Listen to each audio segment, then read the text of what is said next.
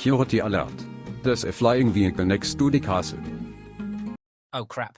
I'm Alex, the guy flying his drone around a castle, but we'll get to that. I'm spending the summer with my aunt and uncle in the north of Germany. They live in a small town in Bavaria, a nice change from busy city life. I'm starting university this fall. I have no idea what I want to study yet, but I decided to forget about all that for this summer. There's so many castles here. I've been going to a new one every day. A few weeks ago, I visited this one, Neuschwanstein Castle, home to the eccentric fairy tale king, who suppressed the pain of real life by commissioning lavish castles filled with murals depicting fantasy worlds from his favourite myths. Because of his extravagant spending, the government declared him insane and had him removed. He was found dead a few days later in the lake, the cause of death unknown. It's ironic that building castles ruined the king financially, but today they attract millions of people like me to pay for a tour. Such a short tour, in fact. I noticed most of the passages in these castles were closed off to outside visitors. In other castles, I didn't think much of it, but here, my curiosity about the fairy tale king and what else he had stored in this golden cage got the best of me. That's when I started building drones. Every day I improved, adding new features such as infrared sensing and lightweight cameras. I experimented with all kinds of designs and materials. And that's how I ended up here. I thought I'd fly my drone past a window of one of the restricted towers to see what was inside. But my drone was caught, and pretty soon I saw flyers like these all around. I knew I had to build something better. On the walk home, I saw a chameleon, and it hit me. I had to build a drone invisible to the eyes, made of materials that would blend with its surroundings. So I got to work. For 3 weeks, it was all I worked on day and night. And in the end, I had a pretty decent prototype. It wasn't perfect, but I hoped it would be enough to go unnoticed. It was better than I expected. I was able to get very close to the castle towers. Most of the windows were too dark to see through. I was ready to turn back, but then the drone lens picked up on something. I was playing a dangerous game, and if I broke a window, I was in big trouble. Still, I steered closer. My drone picked up on something curious. It appeared to be a little study room. Just before heading back, I spotted what looked like a map on the table. I zoomed in close enough to capture a photo. Since I didn't have much else going on, I decided to do the sensible thing and visit the red X on the map. I wondered if the fairy tale king had been the one to mark it so many years ago. Luckily, it wasn't too far from where my aunt and uncle lived.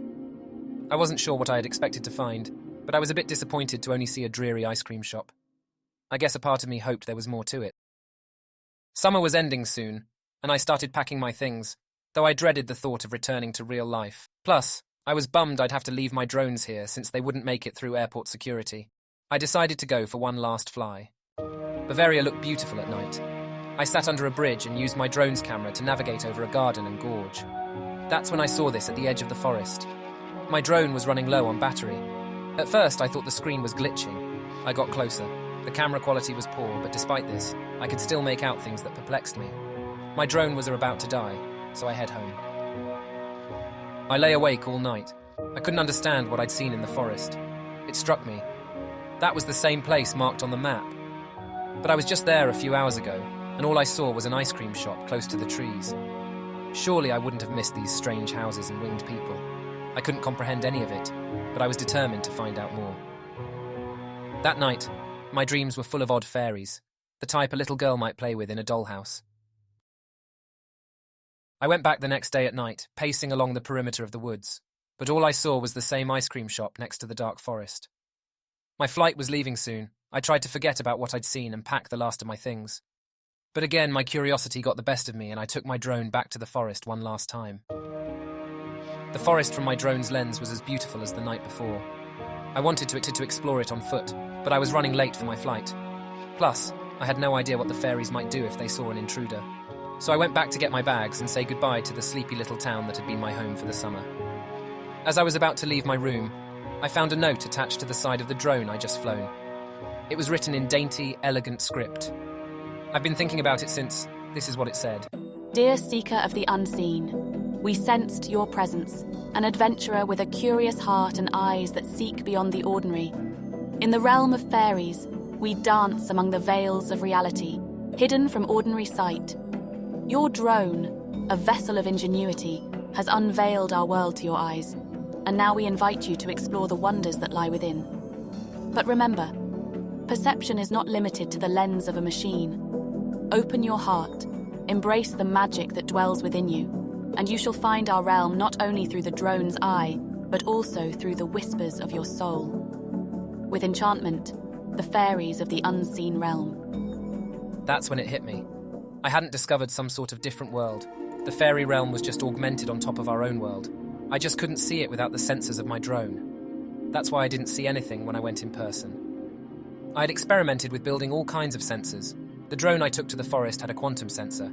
It must have picked up on the energy fields and entities that are otherwise invisible to the human eye. It made me think of radio waves. They had always existed.